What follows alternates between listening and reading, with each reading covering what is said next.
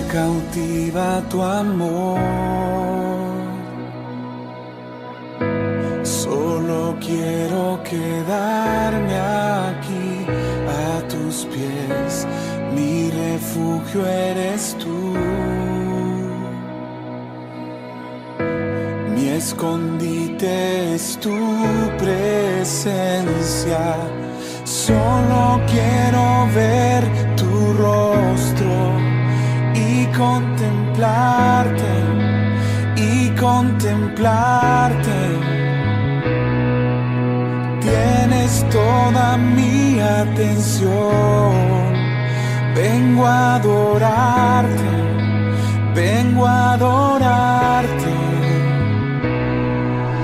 Nadie como tú, nadie como tú, grande y poderoso, mi Padre amoroso. Nadie como tú, nadie como tú, fiel y verdadero, el que venció en el madero.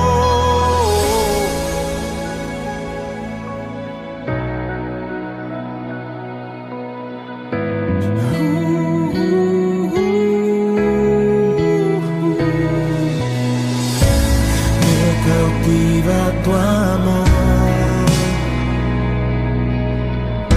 Solo quiero quedarme aquí a tus pies. Mi refugio eres tú. Mi escondite es tu presencia. Solo quiero ver tu rostro y contemplarte, y contemplarte. Tienes toda mi atención.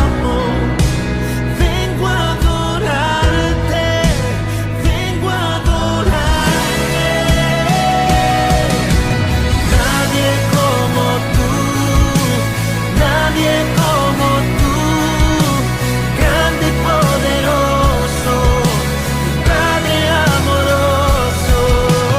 Nadie como tú, nadie como tú, fiel y verdadero, el que venció en el madero.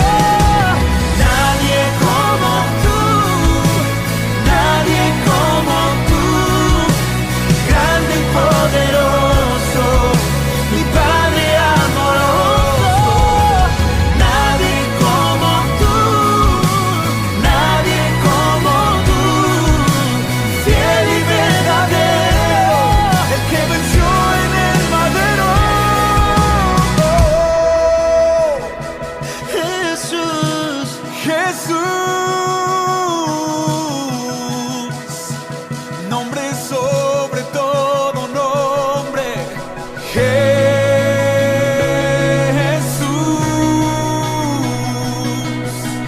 Jesús,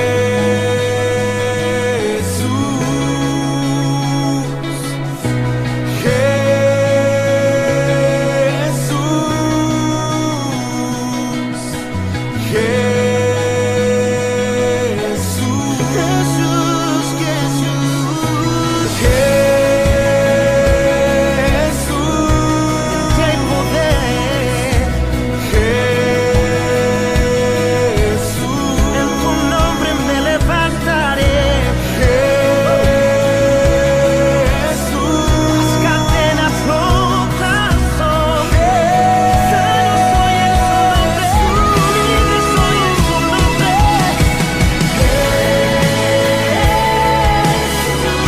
Tú eres santo, tú eres digno. Nadie como tú, Jesús. Nombre sobre todo nombre.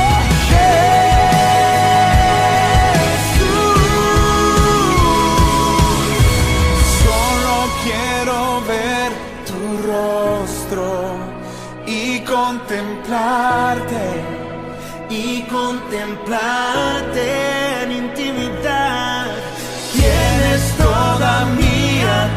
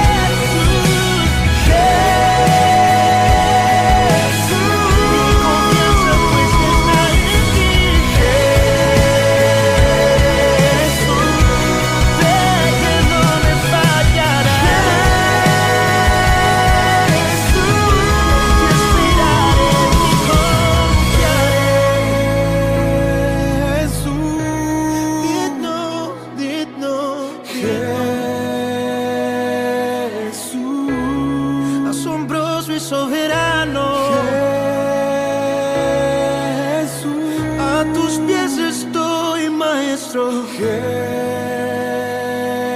Jesús, sé que hoy me abrazarás. Ven, abrázame fuerte, Jesús. Dios te bendiga, querido amigo, amiga, hermanos que nos escuchan. Feliz año nuevo. Si no hemos tenido la oportunidad de expresártelo antes, este es el mensaje de mitad de semana, pero nuestro deseo es que este nuevo año traiga grandes bendiciones a tu vida y conozcas a Jesucristo de una manera más profunda y de una manera más gloriosa. Te invito al libro de San Mateo, el Evangelio según San Mateo, el capítulo 5. Hemos estado conversando y compartiendo acerca de las bienaventuranzas. Y nos falta una y queremos comenzar el nuevo año cumpliendo la misión que empezamos. Estoy en el capítulo 5, es la octava y última de las bienaventuranzas, de las bendiciones, son exclamaciones de júbilo. Dichosos, benditos, alegres, felices, bienaventurados. Es el concepto que la palabra Macarios expresa en estos versos. Y nos dice que estamos muy bien caminados, estamos bien con Dios cuando hacemos lo que nos dice aquí. Estamos en el capítulo 5, verso 10 al 12, dice así. Bienaventurados los perseguidos, y dice, bienaventurados los que padecen persecución por causa de la justicia, porque de ellos es el reino de los cielos. Bienaventurados sois cuando por mi causa os vituperen y os persigan, y digan toda clase de mal contra vosotros mintiendo. Gozaos, alegraos, porque vuestro galardón es grande en los cielos, porque así persiguieron a los profetas que fueron antes de vosotros. Dios bendiga su palabra. Oh Padre, llegamos a esta bienaventuranza y te damos gracias que aunque lo hacemos con corazones encontrados, a nadie le gusta sufrir, pero entendemos que en el reino de los cielos servirte a ti implica sacrificio. Así que te pedimos que nos hables ahora y nos ayudes a entender lo que esto significa. Gracias que tú nos amas y tú nos das grandes promesas. Así que nos acercamos a este trono de gracia sabiendo que tu palabra no volverá a ti vacía, nos va a bendecir. En Cristo Jesús te lo pedimos con acciones de gracias. Amén. A través de los años he tenido la oportunidad de interaccionar con hermanos que vivieron en países donde la iglesia era perseguida. Varios de ellos inclusive estuvieron presos por causa del Señor Jesucristo. Conocí a un hermano del Medio Oriente, de Asia, que había estado preso 7 veces por causa del nombre de Jesús. Y he conocido a otros hermanos, pero a mí hablo con ellos, siempre le pregunto, ¿cómo podemos nosotros como la iglesia que en Occidente orar por la iglesia perseguida? Y es increíble, pero las respuestas de ellos siempre llegan a la misma conclusión. Ellos nunca nos dicen, oren que la persecución no venga o oren que la persecución se acabe. No, ellos dicen, no, entendemos que la persecución es parte de lo que viene para nosotros y entendemos que es un desafío que tenemos que enfrentar y es un privilegio sufrir por Jesús y padecer por causa del nombre de Jesús. Pero ellos nos dicen, pidan que permanezcamos fieles durante esa hora de prueba. Que permanezcamos fieles durante ese tiempo de prueba. Es interesante que Jesús es tan honesto. Jesús ha estado reuniendo a sus discípulos y le ha dado en las primeras bienaventuranzas grandes promesas. Cuando nosotros leemos esas grandes promesas, nos parece casi incongruente que una persona que se esfuerza por ser humilde ante Dios, pobre de espíritu, que llora, que sufre por el Señor, una persona que tiene un espíritu de mansedumbre, que tiene hambre y sed de justicia, que es una persona misericordiosa, limpia de corazón y pacificadora, tenga que enfrentar persecución en este mundo. Debería ser todo lo contrario. El mundo debería reconocer sus grandes sacrificios. Debería reconocer el gran carácter de este individuo o de esta persona. Sería ideal que el mundo dijera, no somos dignos de tenerlos entre nosotros. Hay que reconocer la valía de estas personas Pero nota que Jesús no dice eso. Jesús dice que el mundo los miraría con odio y los perseguiría. Y uno tendría que preguntarse, ¿pero por qué ahora? Nota que el odio sería básicamente por dos razones, o si quieres juntarlas, realmente es por una. Es la rectitud de nuestro Señor Jesucristo. Es por Jesús que el pueblo de Dios, la iglesia de Dios, sería perseguida. El mundo odiaría a Jesús. El mundo no aceptaría el amor de Dios. Jesús vendría a este mundo con un deseo de entrega, de bendecir a la creación, a las criaturas que Él creó, vendría a los suyos, pero nota que el mundo los rechazaría.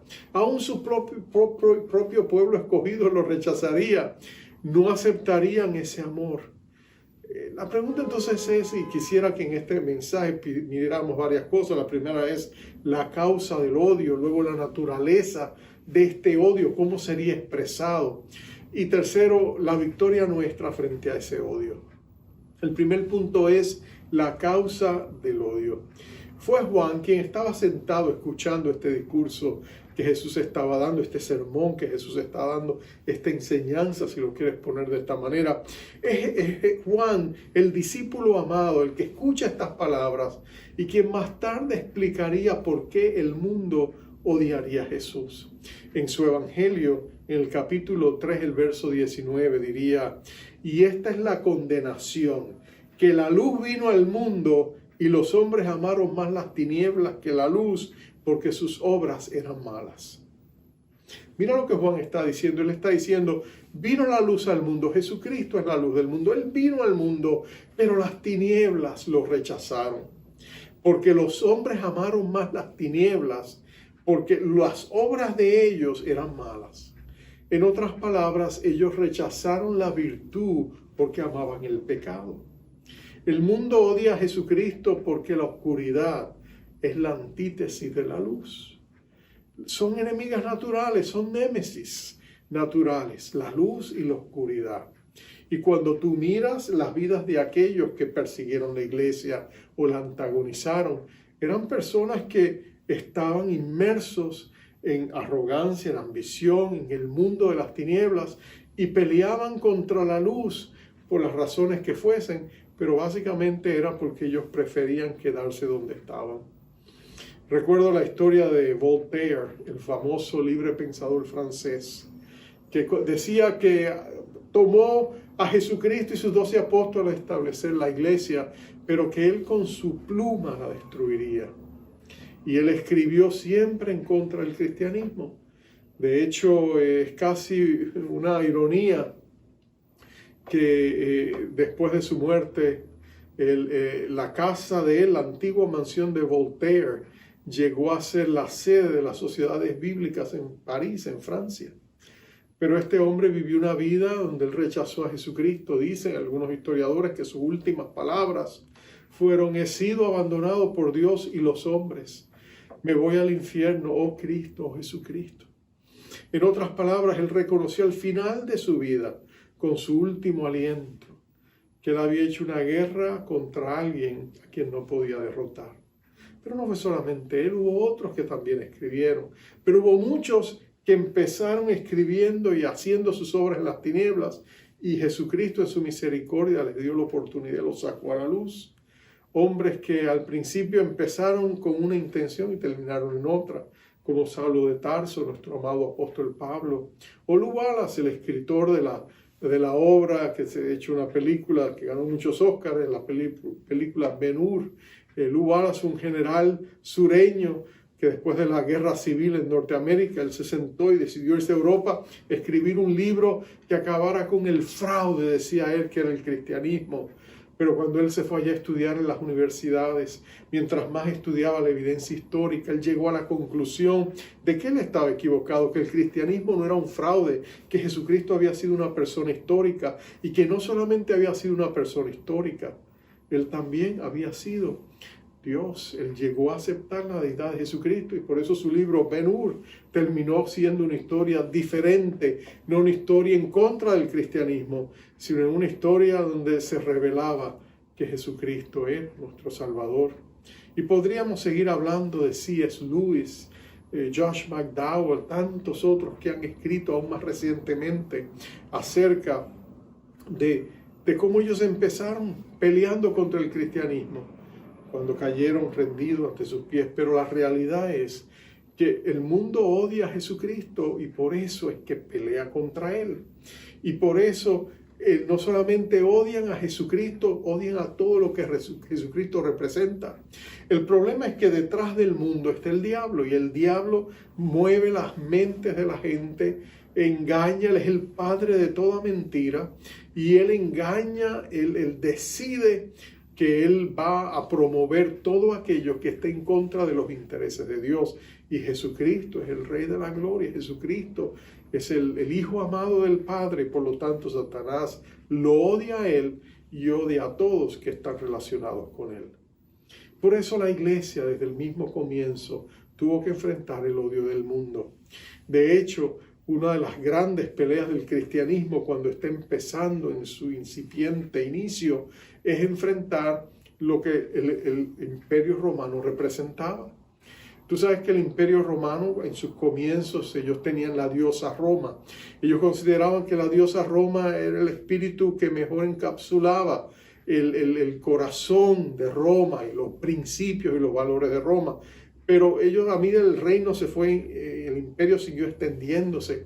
Ellos llegaron a regiones donde ellos no aceptaban a Roma. Entonces ellos tuvieron que buscar una nueva deidad y ellos decidieron que el emperador tenía que ser revestido de deidad para que entonces todo el imperio romano se unificara bajo la égida de un hombre, bajo la bandera de un hombre, que sería el emperador, y lo declararon divino. Por lo tanto, en todos los lugares era necesario encender incienso al emperador. Encender incienso al emperador a veces significaba solamente tomar algo y ponerlo allá para que de pronto se levantara esa humeante fragancia de incienso, y era una manera de adorar y reconocer que el emperador era Dios. Pero los cristianos rehusaron hacerlo. Cuando un gesto sencillo como ese pudiera haberles librado de la muerte, muchos cristianos rehusaron. Ellos decían: nosotros no adoramos al emperador, nosotros adoramos a Jesucristo. Nosotros adoramos porque el emperador representaba la falsa religión pagana y detrás de ella el reino de las tinieblas de Satanás. Y por eso ellos rehusaban hacerlo. Y por eso el odio del mundo, del imperio romano, se vino contra la iglesia. Porque ellos sabían y entendían que ellos rehusaban adorar a Dios. Pero si bien esa es la causa, el odio satánico que es canalizado a través de hombres malos que aman más el pecado, que aman más a la oscuridad que a la luz, este se expresa de unas maneras terribles. Satanás usa al mundo para desatar sus ataques contra la iglesia, y fueron multifacéticas. La represalia de Satanás contra los hijos de Dios. Es interesante que, por ejemplo, ellos empezaron con calumnias. Empezaron a decir que los cristianos eran terribles personas. Algunos, en los primeros escritos, les acusaban de ser caníbales, porque habían escuchado que ellos comían y bebían, comían el cuerpo de Cristo y bebían de su sangre. Entonces, una de las primeras acusaciones en contra del pueblo de Dios, que eran caníbales. Tú te imaginas eso, una falsedad. Pero eso es lo que decían. También decían que eran inmorales, que los cristianos eran inmorales porque ellos tenían esta fiesta ágape, que era, en cierta medida ellos creían que en esa fiesta ágape había todo tipo de orgías, y por lo tanto los cristianos eran inmorales, cuando en realidad la fiesta ágape era una comida comunal que ellos tenían antes de tener el servicio de iglesia y tener la Santa Cena del Señor. Era una ocasión donde cada creyente traía platos y comían y compartían unos con otros en sana hermandad y confraternidad. Pero por supuesto el enemigo usó eso para acusarlos de ser inmorales. Se le acusaban, imagínate tú, de practicar el incesto, porque decían que los esposos llamaban a sus esposas hermanas también. Entonces, como te puedes imaginar, era absurdo todo lo que se decía de los cristianos, pero tú sabes cómo es el mundo, no solo el mundo, a veces en la iglesia, la mentira y el chisme le dan la vuelta al mundo antes que la verdad se ponga los zapatos. Y eso es lo que está pasando. Todas esas mentiras acusaban a los cristianos inclusive de ser ateos. ¿Tú te imaginas eso? Porque ellos rehusaban creer en los dioses del panteón romano, griego. Entonces, como ellos no creían en los dioses y creían en un solo Dios, que existía en 3 personas, Padre, Hijo y Espíritu Santo, ellos le llamaban ateos.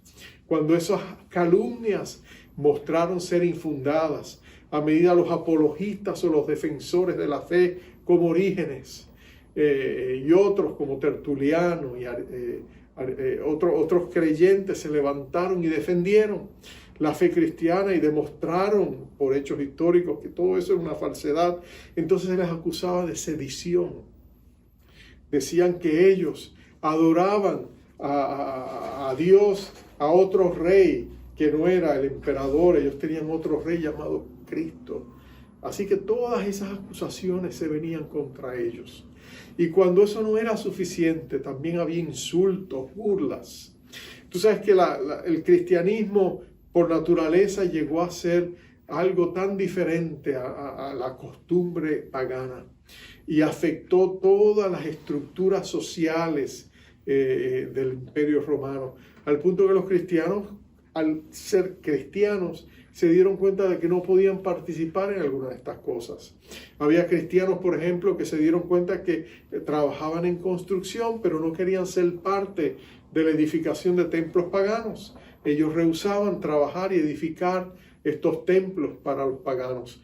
Entonces, por supuesto, perdían trabajos. Había muchas veces ocasiones donde habían cenas y la costumbre de los paganos era que antes de la cena hacían una pequeña oración a la diosa o al dios que ellos adoraban en los diferentes lugares. Era muy parecido a lo que hacemos los cristianos cuando oramos antes de comer. Bueno, ellos adoraban a sus falsos dioses, pero los cristianos no podían participar de eso. Y todo eso producía insultos, producía malestar, producía burlas. Ellos se burlaban de todo lo que hacía. Cada vez que los cristianos rehusaban participar de las costumbres sociales, de las tradiciones sociales, y entonces el cristiano decía, no puedo participar, es una violación de mi conciencia. Ellos sí lo insultaban y ellos, por supuesto, se burlaban de ellos. Pero ¿sabes qué? No era solamente el escarnio. Cuando eso ya no fue suficiente, entonces vino la persecución violenta, que fue posiblemente la expresión que más recordamos.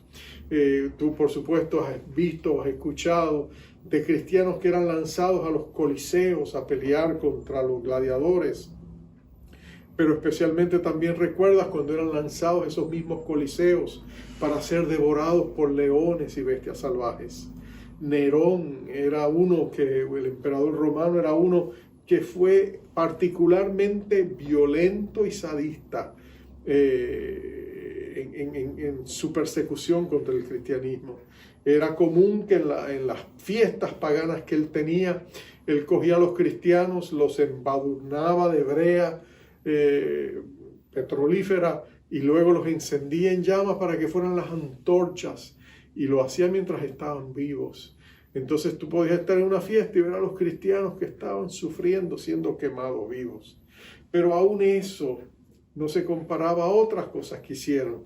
El erudito e historiador William Barclay describe algunas de estas cosas y las leo no porque me gusta hacerlo, sino porque yo quiero que tú entiendas el alto precio que cristianos pagaron con su sangre para que tú y yo tuviéramos la palabra de Dios y nuestra fe cristiana. Dice él, los cubrían con pieles de animales salvajes y les lanzaban perros de caza para que los descuartizaran. Eran torturados en el potro, les arrancaban la piel con garfios, les echaban encima plomo derretido, les fijaban planchas de bronce al rojo vivo en las partes más sensibles del cuerpo, les vaciaban los ojos, les cortaban partes del cuerpo, los asaban ante sus ojos y les abrazaban las manos y los pies mientras les echaban agua fría para prolongar la agonía. Y él sigue diciendo algunas cosas, voy a detenerme ahí, pero tú capturas la esencia de lo que significaba servir a Jesús. El sacrificio de estos cristianos, cuánto de ellos sufrieron, vieron sus familias separadas, vieron sus sueños truncados y murieron terribles muertes, todo por amor a Jesús. Cuando Jesús le dice a los primeros cristianos, bienaventurados los perseguidos, no era sencillamente la lejana posibilidad de que, bueno, a lo mejor iban a enfrentar algunas pruebas, que algunas personas no le iban a mirar con buenos ojos. No, Jesús estaba hablando de un sufrimiento literal, un sufrimiento superlativo. Pero nota que Jesús no le dijo esto en una nota negativa. Jesús le dijo, bienaventurados los que sufren persecución. Jesús está diciendo que los que sufrirían persecución por causa de Él y de la rectitud del reino, la justicia del reino, serían dichosos, serían bendecidos, serían felices, serían alegres, serían bienaventurados cuando sufrieran, porque a estos agravios Dios les reconocería y los levantaría con grandes galardones. El reino de los cielos sería a ellos. En otras palabras, Él está comparando lo que Dios, la gloria del presente momento, la gloria del futuro que Dios nos promete. ¿Cuál tú escoges? Si escoges la gloria de Dios, entonces puede ser que en el presente tú sufras. Pero si te mantienes conectado al Dios que te ama, Él te va a dar la gracia para que tú puedas soportar la prueba. El Nuevo Testamento es escrito precisamente a una iglesia perseguida, a una iglesia sufrida, y constantemente los cristianos, los apóstoles, los discípulos están animando a las iglesias a mantenerse firmes en medio de la persecución. Para algunos cristianos era pérdida material, perdían negocios, perdían oportunidades. En una ocasión un cristiano empresario se fue a quejar con Tertuliano y le dijo a Tertuliano, el gran siervo de Dios, padre de la iglesia, le dijo, mira, han intervenido mis negocios están sufriendo por causa de ser cristiano, no me quieren comprar, no quieren hacer negocios conmigo, estoy sufriendo, ¿qué voy a hacer? Tengo que vivir. A lo cual Tertuliano respondió, ¿estás seguro? ¿Estás seguro que tienes que vivir? No, la muerte para los cristianos era una opción real que ellos a veces tenían que escoger. Pero mira esto, Él le dice que lo más precioso de todo, le dice Él, gozaos, el verso 12, gozaos y alegraos, porque vuestro galardón es grande en los cielos, porque así persiguieron a los profetas que fueron antes de vosotros. Nota que Jesús les está diciendo, gozaos y alegraos. En el griego la expresión es salta de gozo. Celebra como si te hubieras ganado la lotería, no es que juguemos, pero si hubieras tenido una gran noticia, una gran celebración, alguna buena nueva.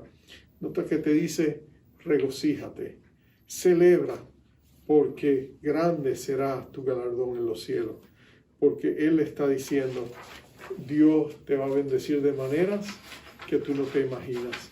No temas, le dijo Jesús a los discípulos más tarde en el capítulo 10, a los que matan el cuerpo pero no pueden tocar el alma. Teme más bien a Dios, que puede tomar tu cuerpo y tu alma y mandarlo al infierno.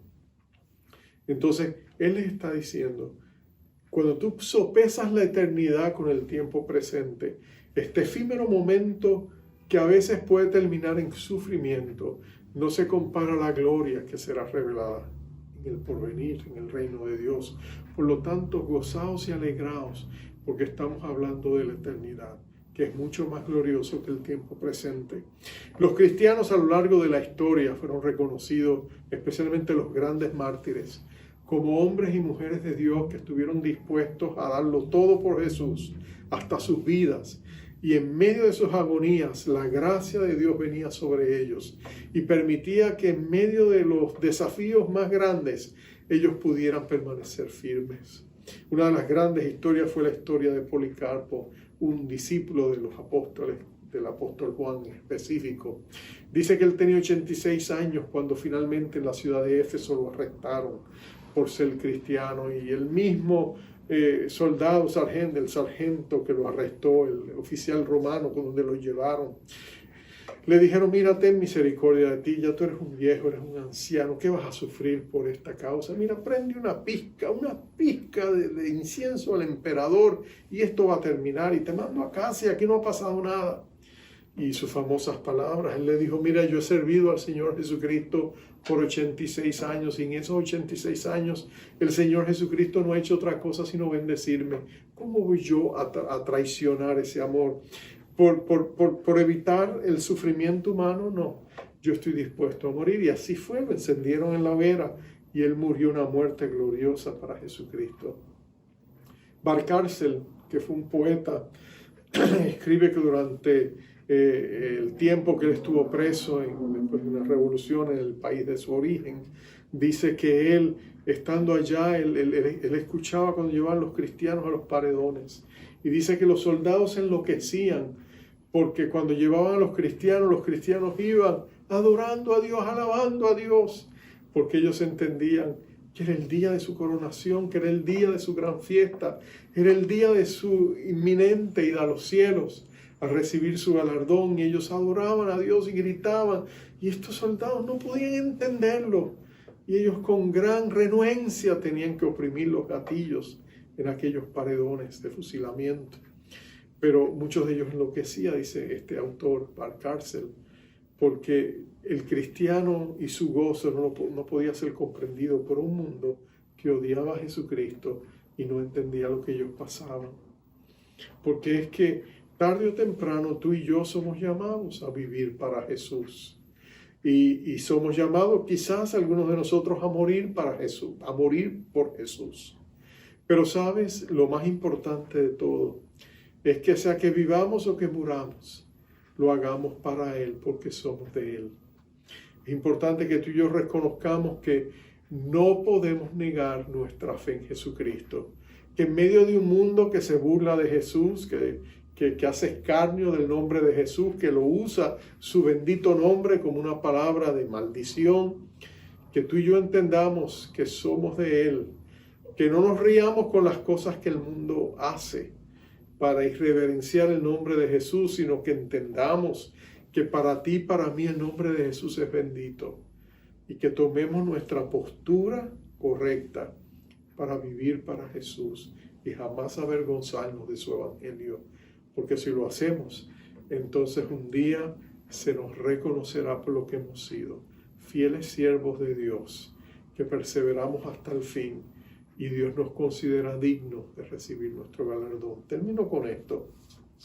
Hace unos años atrás, Billy Graham, el evangelista reconocido, se presentó ante Larry King, un hombre agnóstico por propia admisión, que lo estaba entrevistando y le preguntó directamente, le dijo, ¿cómo los cristianos pueden decir que Jesucristo es el único camino cuando hay tantas religiones?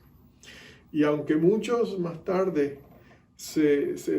no sabrían cómo contestar esta pregunta, tratarían de dar la vuelta, pero Billy Graham, recuerdo su respuesta.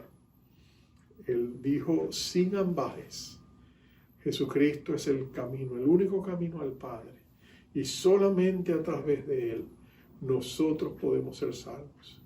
Y aunque Larry King quizás no lo aceptó, pero años después tendría que reconocer que este hombre de Dios era un hombre que estaba dispuesto a decir la verdad que él creía, aunque el mundo entero estuviese en contra de él. Que en nosotros hay ese mismo sentir en este nuevo año. Estamos viviendo en tiempos inciertos, en tiempos donde Dios está delineando nuevas fronteras y nuevas, en cierta medida, ciertos lugares donde nosotros somos llamados a ser fieles y leales. Mi oración es que tú y yo seamos fieles al Señor y no nos avergoncemos tampoco de su evangelio, porque bienaventurados son los perseguidos. Vamos a orar. Padre amado, qué sobrias son estas palabras para una iglesia que ha sufrido tanto en esta pandemia. En una iglesia donde se les ha dicho en nuestra sociedad que no somos esenciales. Qué bueno es saber que somos esenciales porque somos la luz del mundo. Y no nos avergonzamos de que tú seas nuestro Salvador. No negaremos en la oscuridad lo que hemos visto en la luz. Declaramos que Jesucristo es nuestro Salvador y nuestro Señor. Él lo dio todo por nosotros y nosotros queremos vivir para Él. Permite que nosotros encontremos en tu palabra la firmeza, la fortaleza y la fe para vivir vidas dignas de ti. Permite que nuestra fe sea fortalecida por medio del obrar de tu Espíritu en nosotros a través de tu palabra, y que nosotros seamos firmes y a la misma vez tiernos con aquellos que necesitan conocer a Jesús. Pero que no nos avergoncemos del Evangelio, porque es poder de Dios para todo aquel que cree. Así que en este día danos esa firmeza, ayúdanos a tomar la resolución de que viviremos para Jesucristo, caminaremos con Jesucristo y no tendremos vergüenza en decir que somos del Señor. Y aquellos que necesitan tanto a Jesús, danos la franqueza de poder decirles con denuedo: Jesucristo es el camino, la verdad y la vida. Nadie viene al Padre sino a través de Él. Te pedimos esto en el nombre glorioso de nuestro Rey Jesús. Amén y amén. Te envío con la bendición acostumbrada. Jehová te bendiga, Jehová te guarde, Jehová haga resplandecer su rostro sobre ti, tenga de ti misericordia. Jehová alce sobre ti su rostro y ponga en ti paz. Bendecidos.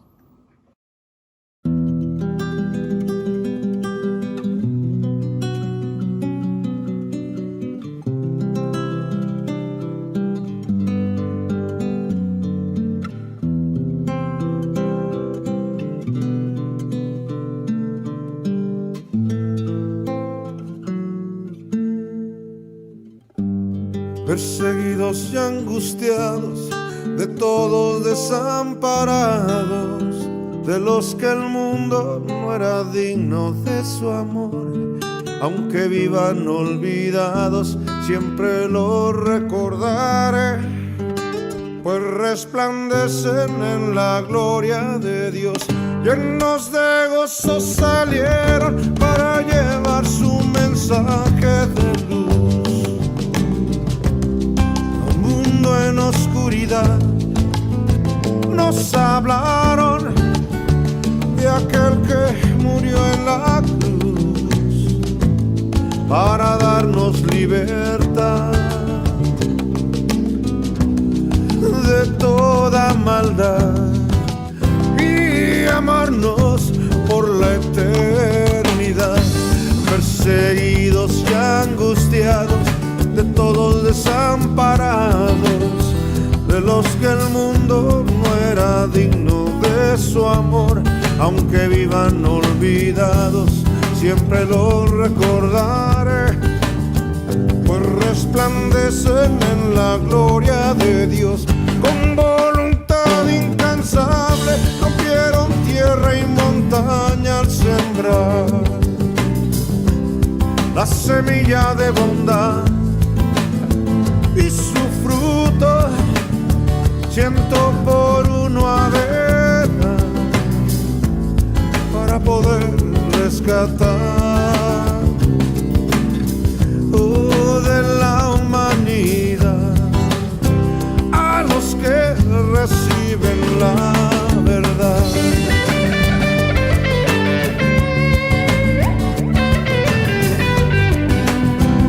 Llenos de amor salieron a sembrar,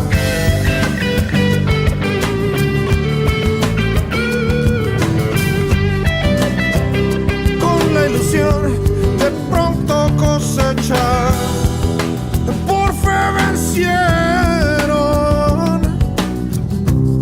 alcanzaron promesas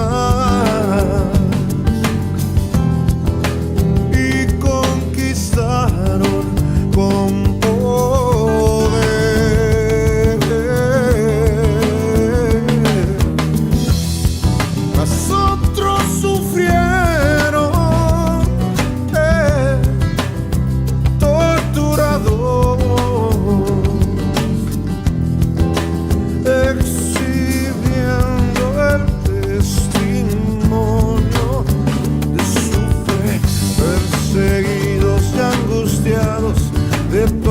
desamparados, de los que el mundo no era digno de su amor. Aunque vivan olvidados, siempre los recordaré, resplandecen en la gloria de mi Dios, perseguidos y angustiados, de todos desamparados, de los que el mundo no era digno de su amor, aunque vivan olvidados, siempre los recordaré, pues resplandecen en la gloria de Dios.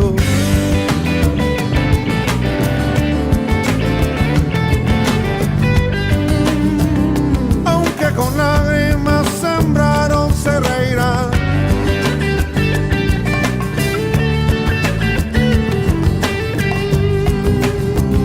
Pues la agonía del pasado pasará, pasará, pasará. Oh, los que escucharon recibieron perdón.